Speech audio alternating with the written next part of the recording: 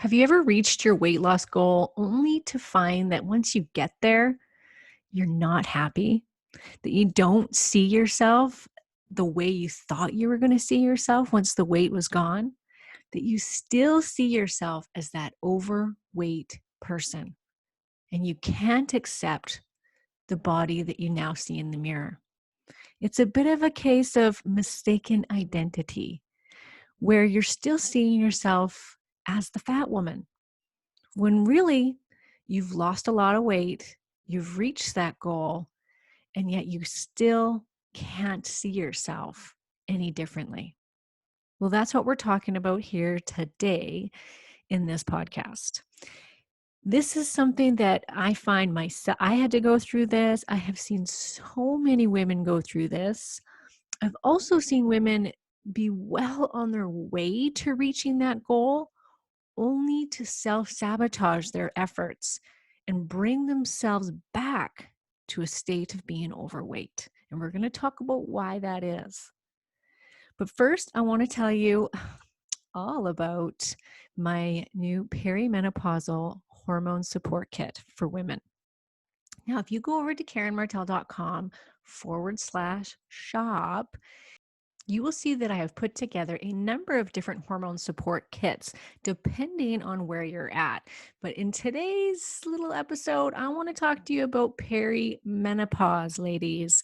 Now, if you are experiencing the hot flashes, the breast tenderness, the weight gain, the belly fat weight gain, fatigue, the irregular periods, the mood swings, the lack of sex drive, hello, not fun.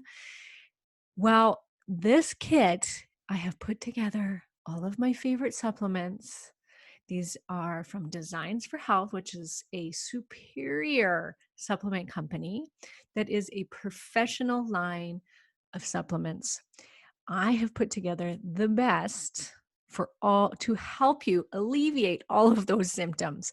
So I have got the FemGuard Balance. Now, this little herbal formula has things like Vitex in it to help support your progesterone levels. It's got the black cohosh, and women swear by this product for their hot flashes. And that is thanks to the old black cohosh in there. It's got some DIM in there that helps to support healthy estrogen and just help break down the bad estrogens and promote the good ones. It's got the calcium D-glucarate, which promotes the proper elimination of excess estrogens again. It's got rosemary, resveratrol, grapeseed extract, and EGC from green tea that are included for maximum antioxidant protection. It's got B vitamins in it, all in one, and magnesium and calcium, all in one bottle. Also in the kit, I've included my topical progesterone cream. This is it's actually a serum. It's not a cream. I shouldn't say cream. It's a serum. And it helps with, once again, all of these symptoms of perimenopause. Helps to eliminate the hot flashes, helps with weight loss, helps with breast tenderness, helps with regulation of your period. It also helps bone density and to help increase your libido. Also in the kit, a bottle of adrenal complex. We absolutely need to support our adrenal system as we go through perimenopause. Many women feel they're on the whole emotional roller coaster when they are going through this time, and the adrenals play a huge role in this. So supporting the adrenal health is key to support the sex hormones, including the production of cortisol, your stress hormone. I've also included libido stim for women. Now, one of the biggest complaints I hear from women is that their sex drive has tanked when they start going through perimenopause, which is why I've included the libido stim, which has a number of different ingredients for safe enhancement of natural testosterone production, estrogen metabolism, and increased blood flow and adrenal support. This product is designed to help provide an overall increase in desire, sexual satisfaction, very specifically for women. So all of this plus a bonus 30-day hormone detox and rebalance meal plan with a value of $50 is free with the purchase of your kit. You have over $90 in savings when you buy this as the kit. So you guys can head over to KarenMartel.com/shop and check out my perimenopausal support kit for women. All right, let's get to our show. You're listening to The Other Side of Weight Loss. I'm your host, Karen Martel, transformational nutrition coach and expert in women's weight loss and hormone health. If you are ready to go beyond diet and exercise, then tune in each week to hear from leading experts in psychology, nutrition, and spirituality as we explore the many avenues of what it really takes to lose weight and feel your best.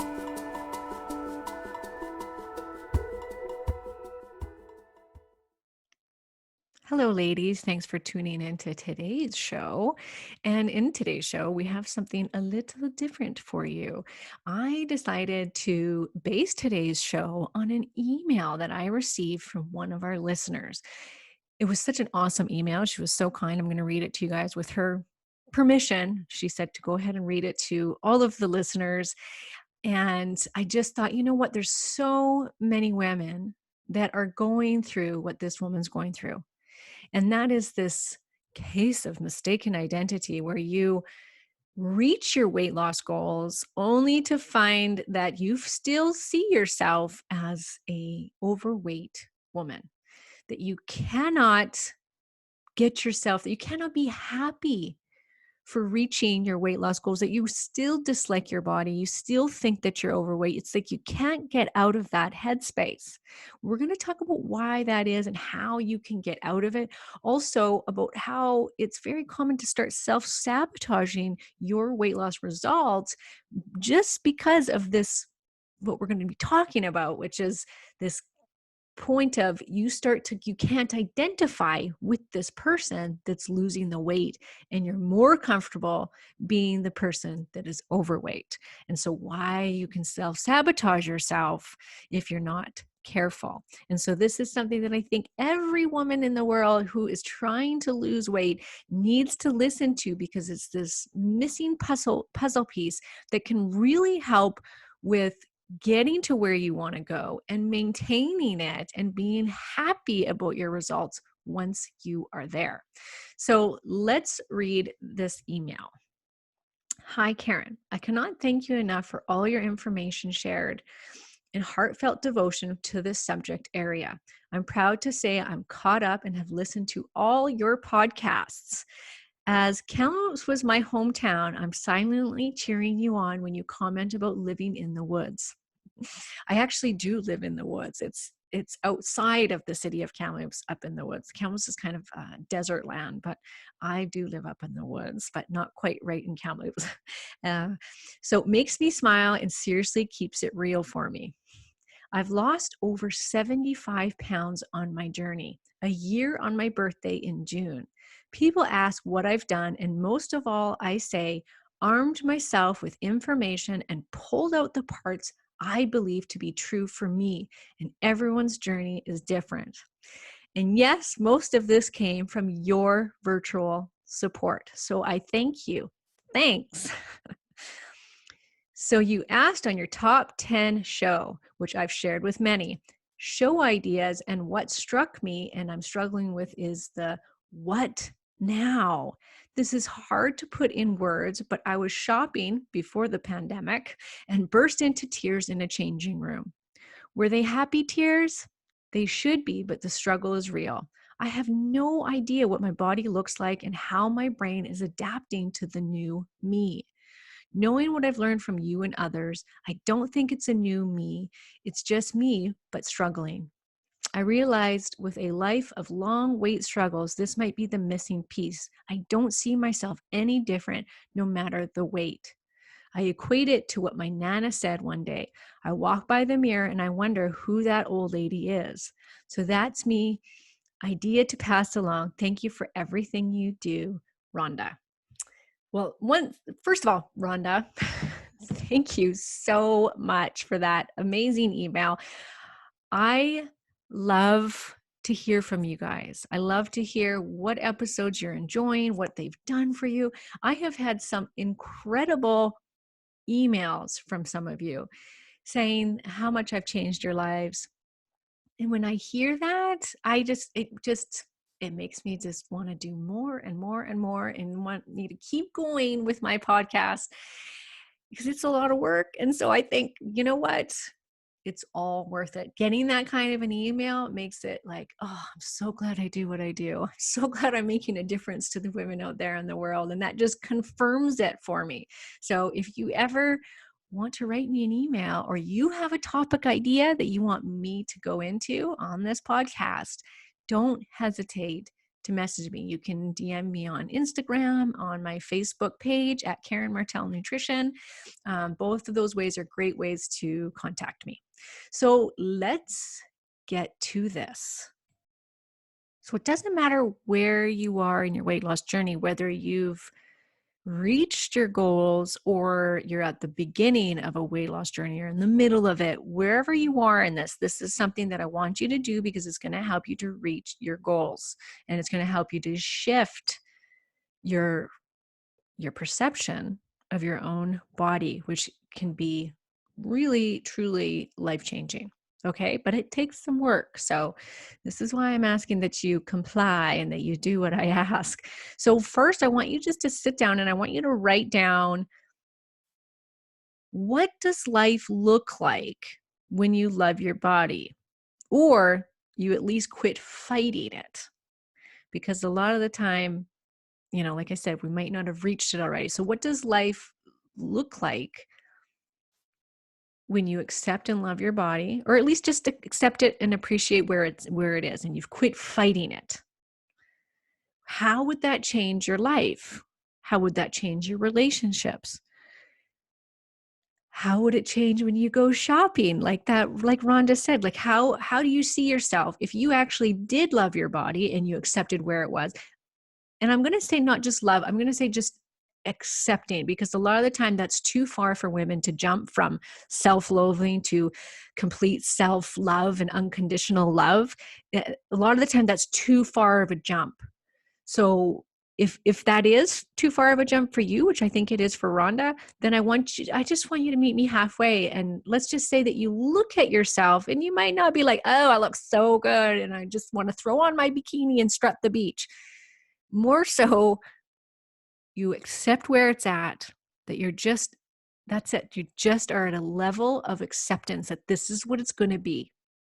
And there's nothing that you're going to do or otherwise to change it. This is it for the rest of your life.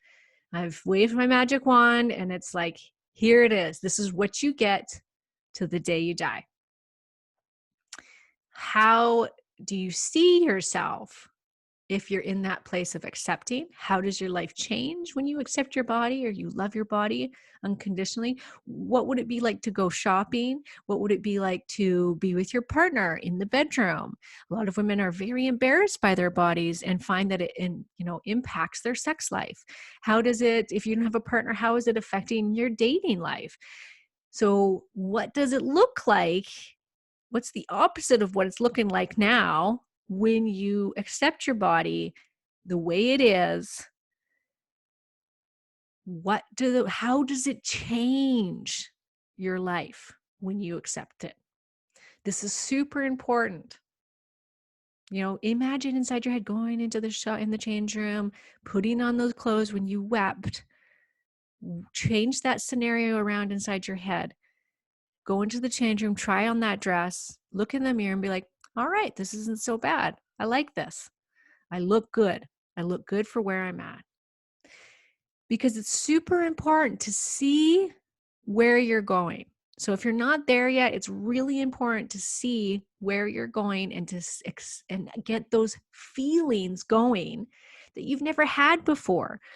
These are things that are foreign to you. You've never accepted your body. You've always hated it. So you have to start getting familiar. Even if you got to fake it till you make it, you got to get familiar with those emotions, because those emotions to you right now are way too foreign, that your body, your mind is going to revert back to what is normal for it, which is self-loathing, which is I'm fat, which is I don't like myself. That is what's familiar inside your brain. And your brain will always go to what's familiar, what's comfortable. Is how you identify with yourself. So your body will go back to that. Your mind will go back to that until you start building new, what's called neural pathways inside the brain. So that when you look at yourself, instead, you won't look at yourself with stuff, when you won't automatically think of some negative thing and cut yourself down, that instead, you're going to say to yourself, hey, I don't look so bad. And you're going to practice that emotion until it becomes automatic. So this is why it's important to write it down, because you really want to get into what does it look like to have these different emotions? How does it feel? I want you to actually feel the emotions of self-acceptance, self-love. If you can go there, I want you to feel what that feels like and get familiar with that emotion. Now, just as a little side note, here's something that I think will help motivate you to get this going. What if I told you that your body is going to remain exactly as it is for the rest of your life, no matter how much you dieted? But let's just say that you're going to eat well, you're going to exercise, you're going to stick with it, you're going to feel good and have little to no health issues, but your weight was never going to change. Would you want to spend the rest of your life hiding in shame, self-loathing, depressed, beating yourself up? What would be the point? What would be the point of carrying that weight, no pun intended, the weight of those thoughts around with you for the rest of your life? Do you think that that's going to benefit you? Never. There's not one benefit to that, ever. So I hope that that can help you to see that this needs to shift, because you don't want to. We very rarely go ahead in our thoughts, right? We don't think of the future very often. We tend to stay in the present moment or in the past about what our body looks like. And we don't think like, what if this doesn't change? What is that going to do? And it can really help to motivate you to make the changes when you go to that place of, what if I'm still here in 20 years? What if in 20 years I'm still looking at myself with self-loathing, and that I still cut myself down, and I'm still struggling with the diet, and I'm still trying to lose the weight? Doesn't that just make you feel horrible inside? I know it does for me. And I've gone through this with many areas in my life. I've had to do the, what if this doesn't change? And it really helps to motivate me to make the necessary changes now. I have worked with many women who I've asked, how often do you think about food, dieting? How often are you beating yourself up day in and day out, cutting yourself down? Well, many of these women will admit it is a daily, all-day struggle that consumes their thoughts. So imagine, number one, how you would identify with being, how you identify now with being the woman on the diet. That is your identity, isn't it? If you're thinking about this all day long, and you have been for 20 years, I know I did for many, like from 20 to, oh my gosh, 35 probably, it is what consumed me. I was constantly in that struggle. And if I wasn't struggling to lose weight, I was constantly struggling with some health problem. And I really did identify with that as who I was, a person that was struggling with this. So do you identify with who you are as being the overweight woman? And I would guess that many, if you've been struggling with this for a lifetime, that the answer is yes. It is who you identify with, is being that person, being the woman that can't lose weight, that uses her weight as an excuse as to why she can't do this or that in life. How many of you said, I can't do X, Y, Z, fill in the blank until I lose 20 pounds, until I lose 50 pounds. You stop your life. You use that weight as an excuse to not do things that you should be doing in life. And it becomes a habit. It becomes this repetitive storyline over and over in your life, and it becomes who you are. I can't get in shape until I get the gym pass. I can't date until I lose weight. I can't get the new job until I lose weight. I can't have a baby until I lose weight. Excuses, excuses, excuses, keeping you where you're at as the overweight person, because that is what you're familiar with. If this is you, well, you have spent your whole life being this person. It's who you are. It's who you identify with. So without those thoughts all day long, then who are you? You just lost your identity. And suddenly you have all this space to think different thoughts. Who would you be? Where would you go? Where would your thoughts, where would your thoughts go? Like, what would you focus on if you're not focusing on your diet? If you're somebody that's thought about losing weight for the last 20 years, moving from one diet to the next and constantly thinking about what's, when's your next meal and, oh, do you eat this or do you not eat that? And you're obsessing about it. If you don't have these thoughts that were consuming your brain, even if it was just 40, 50% of the time, what are you going to focus on? And I'm telling you this because when you start to move away from this, when you start to not be able to identify with that person anymore, it creates a panic in the body. And this is a very subconscious thing where subconsciously you're like Rhonda, she can't see or she can't identify with that person in the mirror. And it's very hard for her to accept where she's at because she doesn't even see herself. It's the case of mistaken identity. It's not who she is anymore, but yet she has a hard time seeing who she really is right now.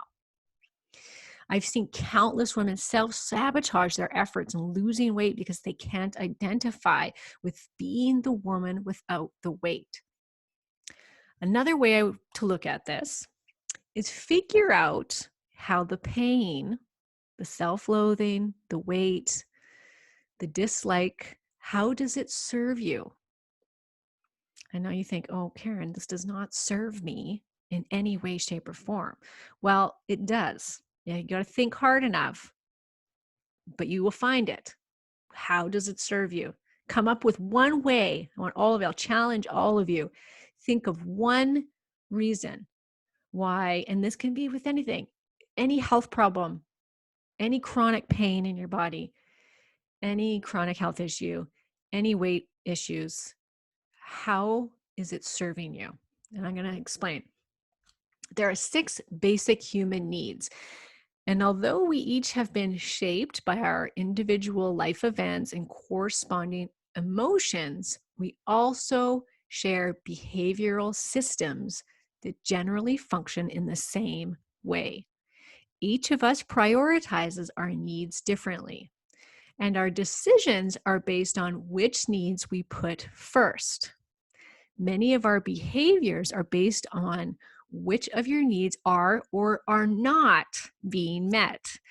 It's very important. Depending on which of the basic human needs are foremost in your personality, your identity, not just your personality, your identity, same thing. You could be spending a lot of time consciously or subconsciously trying to meet one or two of them. Now, stay with me here. This can be life-changing when you understand it, I promise. I took a whole course in this and it completely changed the way I approached my life, like completely. So, and I use it. I did the course years ago and I use it constantly. I use it in my practice. I use it in my life. I use it with my kids, my husband. I use it to understand people and understand myself. So knowing which of your 6 needs is your primary motivator will help you understand what drives you and better understand and manage triggers and be in charge of your own thoughts and emotions. So this just doesn't apply just to health problems and weight. This applies to anything that's going on in your life, the person you are, the job you've chosen, the relationship you've chosen. It can transform all of these things in a positive way when you can identify your driving factors. So I'm going to just quickly go through each of the 6 basic human needs. And if you want more information, I will post a link below where you can read more about the 6 basic human needs. The 6 human needs are: number 1, certainty, assurance you can avoid pain and gain pleasure. Number 2, uncertainty, variety, the need for the unknown, change, new stimuli. Number 3, significance, feeling unique, important, special, or needed. Number 4, connection and love, a strong feeling of closeness or union with someone or something. Number 5, growth, an expansion of capacity, capability, or understanding. Number 6, contribution, a sense of service and focus on helping, giving to, and supporting others. So if you want more about each of these 6, because I know they can be confusing when you first hear it. It's like, what? How does that relate to me? If you go onto my website and you look up this podcast episode, I will link to the page where they go into more detail about these 6 human needs so you can really get into these. And I want you to put your biggest struggles right now through this and say, okay, what needs am I meeting by not losing weight or by not accepting my body where it's at? Or this health problem, how does my chronic health problem, how is it meeting one of these needs? So I'll give you an example. When I put my own through this, here's what I discovered. I had been on a diet forever, but most of all, I always had a health problem. Like if I cured one thing, I'd be on to the next thing. Like, oh, but now I've got this problem. Suddenly something would happen inside my body. It'd be like, oh, now I've got a digestive problem. Oh, now I've got migraines. Oh, now I've got low sex drive. Oh, now I've got hot flashes. Oh, now I've got whatever it is. Like, think of a bazillion different little chronic health problems. I seem to have all of them at one point in my life, the one after the other. So when I had to sit down and I had to think, how are these 6 human needs, like which one of these 6 human needs is being met by having a health problem? So interesting enough, one of them was growth. And you might think, what? But let's see where Karen is today. What am I doing on my podcast? I'm teaching other women about how to get better and heal themselves and overcome these chronic illnesses and chronic health problems. So for me, I loved the growth part of it, like the constantly learning about new things. It's how I know all the stuff that I know was because I went through so much stuff.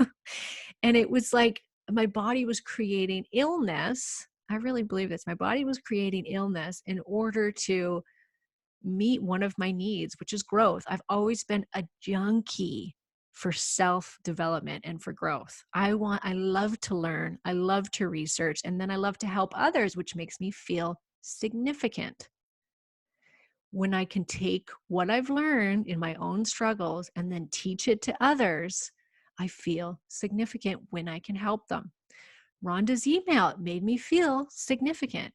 So there I'm meeting 2 of my very basic needs, which is growth and significance. And I definitely think when I was younger, it met the love. And I think that's a very common one, is the love, getting love from it. Because I remember my mom always being really, really nice to me and showing me affection, which wasn't something that was shown a lot in my household. We weren't touchy-feely type of a family. There was love, but there wasn't a lot of that kind of physical affection.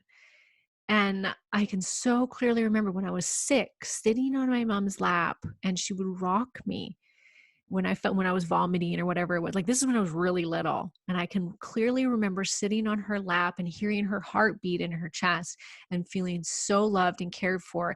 But I only got that to that degree when I was sick.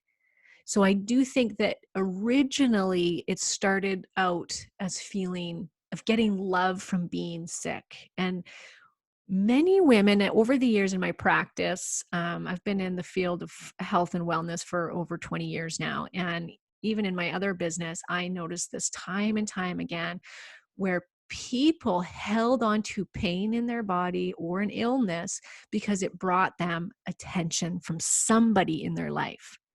And they feared subconsciously that without that pain, without that struggle, even if it's the struggle of losing weight, they worried that they weren't going to receive that love anymore from a partner, from a family member, just in general. Like, even I have worked with many women who go to one practitioner after the next, where they've seen sometimes up to like 20 different practitioners over the last however many years, and they just keep going to different people and never actually doing the work that's laid out for them to get better, because it's their form of attention. Going to these people, whether it's the naturopath, the medical doctor, the nutritionist, the massage therapist, the counselor, whatever it is, that is their way of feeling like somebody is taking care of them, that somebody is loving them. And it can be really hard for women to ask for love, and we're the givers, right? We're not takers. And so it gives us this opportunity to take when we're not comfortable with taking, when we get to take other people's love for us. We want somebody to care for us. So I hope that that helps to kind of make sense of where I'm coming from, how this can be, how it can be meeting one of these basic human needs that you'd actually be very surprised to think about. Like, how is this giving me variety? For me, it was giving me so much variety to constantly have different things going on. So then I'd have another reason to go and research and go down the rabbit hole of the internet, researching some new health problem. So eventually because I didn't want to keep making myself sick, I accepted the fact that I could still research and I could still help other people and not have to get sick myself. And so it really slowed down. Not to say I'm clear of everything, but it's certainly, so many of these little things disappeared, and I rarely have some new chronic issue pop up anymore. And I mean, it was happening every day before. As soon as I was done healing it, then something else would come along. And for years now, since I've done this work, it has stopped. So this really does work. I still feel significant because I'm still helping others. So that's a positive thing. And I don't have to make myself sick anymore to get that feeling of significance, right? And I also told myself I don't need to be sick in order to feel the love and to get the love in a different way, right? From my partner, from my kids, and just worked on that side of things. So as you can see, for many women, including myself and the woman who wrote in about losing weight, reaching that goal is oftentimes not enough to make us happy.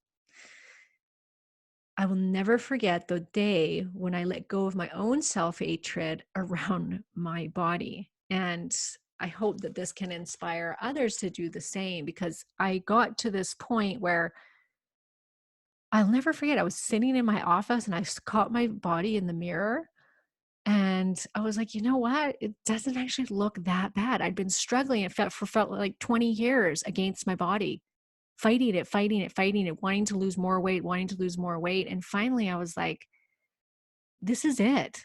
This is as good as this is going to get. I'm never going to be the bikini model. I'm never going to have a six pack. I ain't going to have the tight little butt. Never going to happen. And so either I can keep fighting it or I can accept it. And I was like this realization. I did not want to do what it was going to take to get skinnier, to lose more weight. I didn't want to eat nothing but, boiled chicken breast and boiled broccoli for the rest of my life and work out 2 hours a day in order to look like this image that I had in my brain. And I was like, no, I don't want to do that. And if that's what it's going to take, forget it. Like, some women do want to do that, whatever, that's your choice. But for me, No, I still want to eat ice cream sometimes. I don't want to have to be 100% eating this super clean, boring diet for the rest of my life, counting calories and exercising like a madwoman. That's not a good life led. So right in that moment, I accepted where my body was at and I was like, okay, this is it. This is the best it's going to get. And I can work on maintaining this. Now, it's not to say that you can't still have these goals that you're trying to reach when it comes to weight loss. Like maybe you haven't lost the weight that you've wanted to lose, but and so it's okay to work towards that, but it is easier on yourself and to get to that goal when you practice a little more of self-acceptance, let go of some of that pressure that's on yourself because that doesn't serve us, not whatsoever. So if you're trying to lose weight or you have like weight still lose, then know that it's time to put the work in right now. It's time for some self development. I really think that we can't avoid this in this journey if you want true success. I really believe we are here to love and to learn. But we oftentimes forget that part of loving is loving yourself and learning about who you are and or becoming who you want to be. We think about when we hear, oh, we're here to love and to learn, we think we're here to love others. But part of that, you really do have to remember, we're here to also learn to love ourselves. And I know that that's probably cliche and cheesy, and you're like, oh, Karen, but it's true. And don't worry, I have to listen to these words myself. I'm not perfect, you guys. When I'm talking to you, I'm talking to myself as well. This isn't easy. Life isn't easy. I think we know that by now, right, ladies? We have to constantly be evolving. And the old saying goes, if you're not growing, you're dying. And I really think that that's so true. And I've kept that quote with me for a very long time. Especially when life kind of feels stagnant. I think, you know what? If I'm not growing, I'm dying. And so it's always good to just always make a point of becoming the better version of yourself right now, or just becoming more of who you really are. So let's go through this. Write it down. You can't just think about it. Rewind this podcast, answer those questions, do the work, identify your thought patterns. Every time, example, every time I look in the mirror, I say something negative in my head. Every time I'm in the change room, I look at my body with disgust.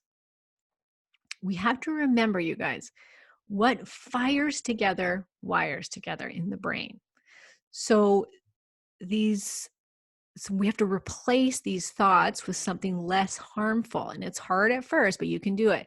You can take baby steps here. It doesn't have to be, oh, I have the sexiest, hottest body in town when you look at yourself in the mirror. Instead, you can simply think, this is it. It's never going to be I'm never going to be a bikini model, but my body has served me well. It's healthy. I accept it as is. Repeat it over and over and build up these new neural pathways. These thoughts can actually change fast if you put the work in. So remember, what fires together wires together. That just simply means that you've looked at every single time you've looked at your body, you've had these same thoughts over and over again.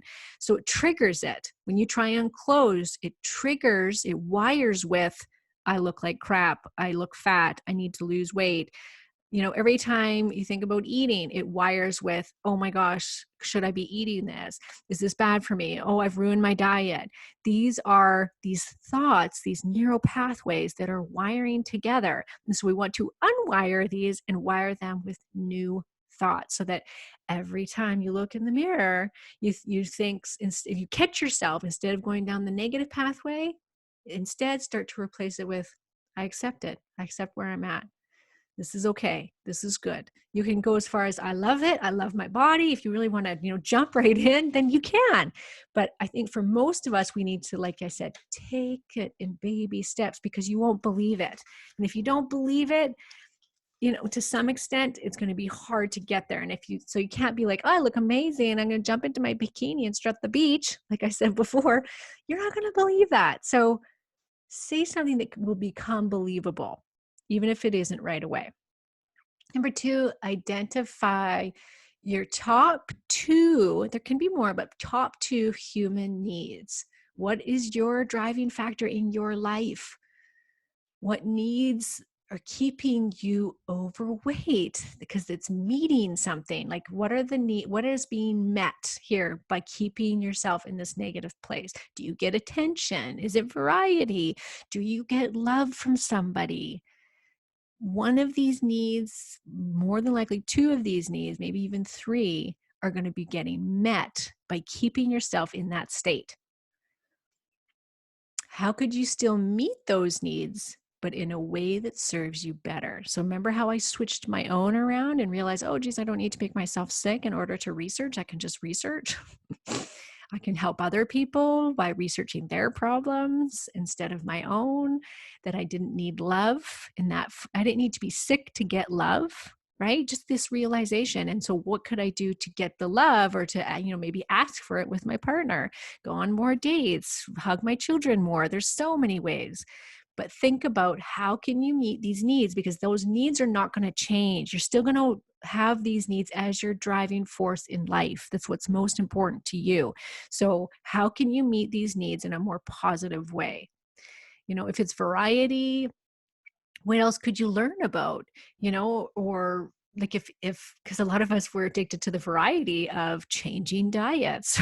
It's crazy, but it's true. What's the next best diet, and like challenging yourself to go there and challenging yourself to go through this or the new workout program, whatever it is. How could you meet the need of variety without having to keep switching diets? Interesting. If it's love and attention, could you still receive love without the weight? Could you get the attention in a different way by better understanding which of the basic needs is your driving force? You can create new patterns, healthy habits that lead to lasting fulfillment. So the last thing I want to say about this is, please don't spend your life hating your body, because there is not one good thing that can come from that place of self-hatred. Commit to working on acceptance. All right. Okay.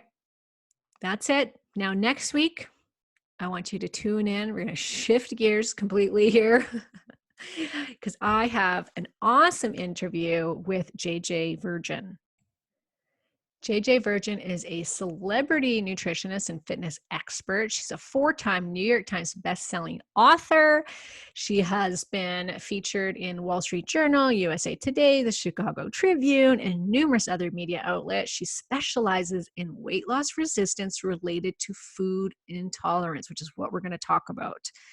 This is something that I haven't dived into very much on this podcast, so you guys are going to want to hear this. It's super interesting conversation about some just healthy foods that could be stopping you from losing weight because you have a food intolerance.